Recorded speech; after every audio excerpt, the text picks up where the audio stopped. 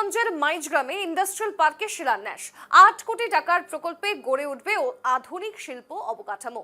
উত্তর করিমগঞ্জের মাইজগ্রাম এলাকায় একটি বৃহৎ ইন্ডাস্ট্রিয়াল পার্ক নির্মাণের শুভ শিলান্যাস অনুষ্ঠিত হয়েছে। প্রাক্তন বিধায়ক দাসের হাত দিয়ে প্রায় ৮ কোটি টাকা ব্যয় এই প্রকল্পের আনুষ্ঠানিক সূচনা করা হয়। প্রায় ৩২ বিঘা জমির উপর গড়ে উঠবে এই ইন্ডাস্ট্রিয়াল পার্ক।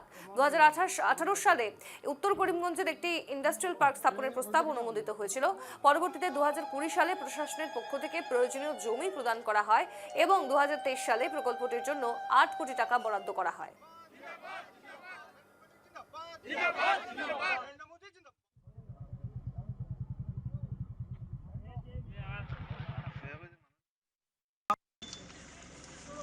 এই প্রজেক্টে ৮ কোটি টাকা মঞ্জুর হয়েছে আর এই কাজের বরাদ্দ পেয়েছেন অরূপ দাহাতিয়া মহোদয়।